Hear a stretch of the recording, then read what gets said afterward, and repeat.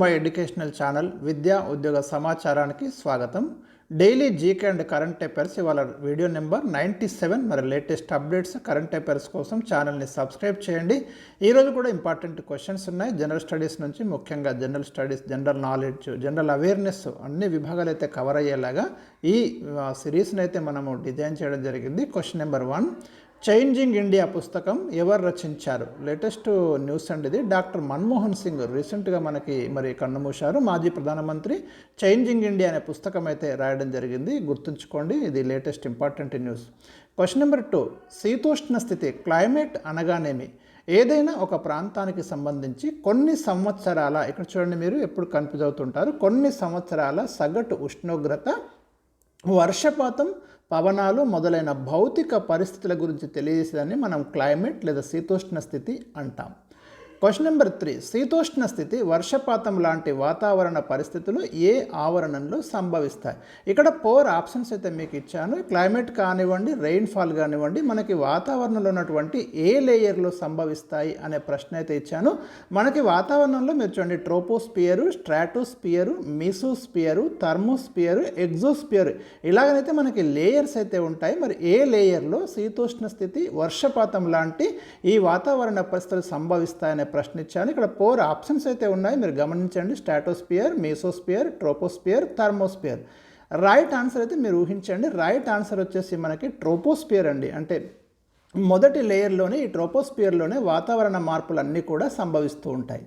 Question number 4, jet విమానాలు ఎగరడానికి వాతావరణంలో stratosphere ఎందుకు అనుకూలంగా ఉంటుంది? రైట్, మనకి ఇందాక చెప్పినట్టు మనకి ట్రోపోస్పియర్ తర్వాత భూమి నుంచి 18 కిలోమీటర్ల పైనకు వచ్చేసిన తర్వాత మనకి స్ట్రాటోస్పియర్ అనేది ఉంటుంది. ఈ స్ట్రాటోస్పియర్లోనే మనకి ఓజోన్ లేయర్ కూడా ఉంటుంది. ఓజోన్ వాయువు కూడా మనకి ఈ స్ట్రాటోస్పియర్లోనే ఉంటుంది. మీరు గమనించండి, జెట్ విమానాలు కూడా ఇక్కడ ఎగరడానికి అనుకూలమైన పరిస్థితులు ఉంటాయి. ఎందుకంటే మనకి ఈ స్ట్రాటోస్పియర్లో వాతావరణం అంటే ఇక్కడ ఉన్నటువంటి లేయర్లో మబ్బులు ఉండవు కాబట్టి వర్షపాతం, తుఫాన్ లాంటివి సంభవించవు. ఈ ఆవరణంలోనే మనకి ఓజోన్ పొర కూడా ఉంటుంది. మబ్బులు ఉండవు, వర్షపాతం, తుఫాన్ ఉండవు కాబట్టి ఇక్కడ జెట్ విమానాలు ఎగరడానికి అయితే స్ట్రాటోస్పియర్ అనేది మనకి అనుకూలంగా ఉంటుంది. ఇది రిపీటెడ్ క్వశ్చన్ అండి, చాలాసార్లు ఈ ప్రశ్న వస్తుంది, గుర్తుంచుకోండి. క్వశ్చన్ నెంబర్ 5, సౌర వికిరణం సోలార్ రేడియేషన్ అనగానేమి?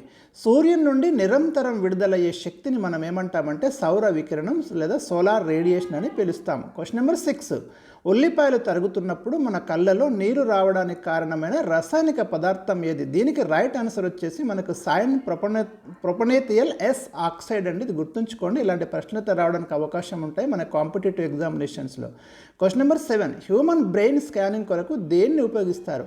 మానవ మెదడుని స్కానింగ్ చేయడానికి ఉపయోగించేది ఎలక్ట్రో ఎన్సెఫలోగ్రామ్ అండి. దీన్నే మనం ఈఈజీ టెక్నాలజీ అంటాము. వెరీ వెరీ ఇంపార్టెంట్ అండి.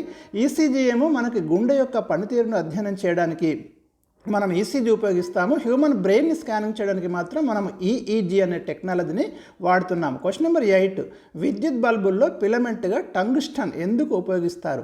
మనకు విద్యుత్ బల్బులో ఫిలమెంట్గా టంగ్స్టన్ అనే మూలకాన్ని అయితే మనం ఉపయోగిస్తాము. దీని యొక్క విద్యుత్ నిరోధం తక్కువగా ఉండి ద్రవీభవన స్థానం అనేది ఎక్కువగా ఉంటుంది. మీరు గమనించండి, 2400 డిగ్రీ సెంటీగ్రేడ్ నుంచి 2900 డిగ్రీ సెంటీగ్రేడ్ వరకు మీకు ద్రవీభవన స్థానం ఉంటుంది.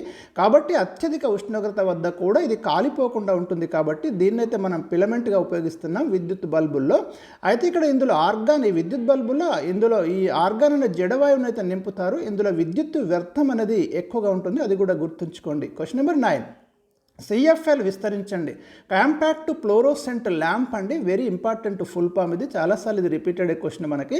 ఈ సిఎఫ్ఎల్ బల్బులు ఇప్పుడు ఎక్కువగా వాడమని చెప్తున్నారు, ఎందుకంటే ఇందులో ఎలాంటి ఫిలమెంట్లు లేకపోవడం వల్ల విద్యుత్ వ్యర్థం అనేది తక్కువగా ఉంటుంది. ఇక్కడ వ్యర్థం అనేది రావాలండి, విద్యుత్ వ్యర్థం తక్కువగా ఉంటుంది. ఇందులో తక్కువ మోతాదులో పాదరసం ఉపయోగిస్తారు. దీన్ని ఎడ్వర్డ్ హామర్ అనే శాస్త్రవేత్త అయితే కనుక్కున్నాడు సిఎఫ్ఎల్ బల్బును, అది కూడా గుర్తుంచుకోండి, చాలా ఇంపార్టెంట్. విద్యుత్ హీటర్లో ఫిలమెంట్గా దేన్ని వాడతారు? నిక్రోమ్ తీగను విద్యుత్ హీటర్లో ఫిలమెంట్గా ఉపయోగిస్తారు. క్వశ్చన్ నెంబర్ 10, రెఫ్రిజిరేటర్ని ఎవరు కనుక్కున్నారు? 4 ఆప్షన్స్ ఇచ్చాను, ఇక్కడ మీరు చూడండి. Thomas Alva Edison, James horizon, Alexander Fleming, easy Otis. Right answer వచ్చేసి మనకి జేమ్స్ హారిజన్ అండి రిఫ్రిజిరేటర్ కనుక్కున్నది. థామస్ ఆల్వా ఎడిసన్ విద్యుత్ బల్బు కనుక్కున్నాడు. అలెగ్జాండర్ ఫ్లెమింగ్ పెన్సిలిన్ అనే యాంటీబయాటిక్ కనుక్కున్నాడు, ప్రపంచంలో మొట్టమొదటి యాంటీబయాటిక్.